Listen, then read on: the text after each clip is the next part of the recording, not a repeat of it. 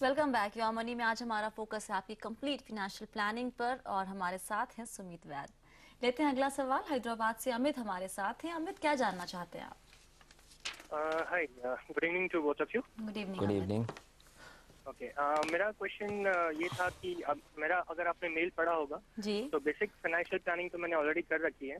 तो जस्ट जानना था कि ये जो मैंने एसआईपी में इन्वेस्टमेंट करना शुरू किया है, जो फंड्स मैंने लिए हैं वो सही है या नहीं है। और दूसरी चीज ये थी कि I was planning to go for health insurance for my parents, तो उसमें आप क्या सजेस्ट करोगे? पेरेंट्स की एज क्या है आपके? हमें दे आर 52 एंड 53। ऑलराइट। और आपने एक गोल हमारे सामने जो रखा है वो है 70 लाख रुपए 20 साल में आपको चाहिए होंगे बच्चे की पढ़ाई के लिए, राइट? करेक्ट। हाँ। सुमित, इनका मेल आपके सामने भी है सवाल। जो इनके इन्वेस्टमेंट्स हैं, लगता है वो गोल एक ही उन्होंने सामने रखा है फिलहाल। तो बिल्कुल अभी के इन्वेस्टमेंट से ये गोल एटलीस्ट पूरा हो जाएगा। बिल्कुल पूरा हो जाएगा। आई थिंक अमित ने काफ़ी अच्छी बेसिक फाइनेंशियल प्लानिंग करी है, जैसा कि उन्होंने बोला है। बस उनको हम रीइटरेट करेंगे कि फाइनेंशियल प्लानिंग में इमरजेंसी प्लानिंग सबसे पहले होती है। अमित, आई होप आपने इमरजेंसी प्लानिंग करी है जिसमें आप 6 महीने का अपना सैलरी का जो अमाउंट है बैंक में या किसी सेविंग्स अकाउंट में या डिपॉजिट में रखें, जाकि आपको एक्सेसिबल हो किसी भी इमरजेंसी में। उसके बाद रिस्क प्लानिंग की बात है। आपकी लाइफ इंश्योरेंस एडिक्वेट है। आपने बोला है कि सम एश्योर्ड इज 20 लाख। ये थोड़ी सी बढ़ सकती है, इसको आप 50 लाख तक ले जा सकते हैं। बिकॉज अगर आप इंश्योरेंस का प्रिंसिपल देखें तो अगर खुदा ना खास्ता कभी हमें एज अ अर्निंग मेंबर कुछ हो तो हमारा जो इंश्योरेंस का अमाउंट है बैंक में आए और उस बैंक का जो इंटरेस्ट रेट निकल के आता है उससे हमारा घर का महीने का खर्चा चलना चाहिए और आपके बेसिक अदर गोल्स या ऑब्जेक्टिव्स पूरे होने चाहिए। तो उसके हिसाब से मेरे को थोड़ी सी इंश्योरेंस कम लगती है। 50 lakh will be ideal for you. साथ साथ आपने मेडिकल इंश्योरेंस की बात की अपने पेरेंट्स के लिए, बहुत ज़रूरी है। आप प्लीज़ उनके लिए मेडिकल इंश्योरेंस लीजिए। आजकल बहुत सारी ऑप्शंस आ गई हैं private as well as public sector में।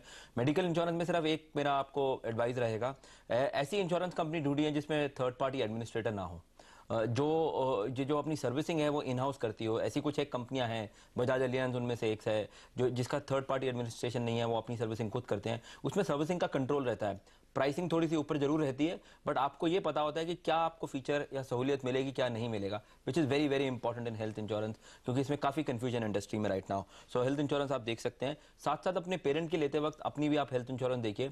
लगता है या शायद हो सकता है आपकी कंपनी आपको देती हो, अगर एडिक्वेट है तो ठीक है।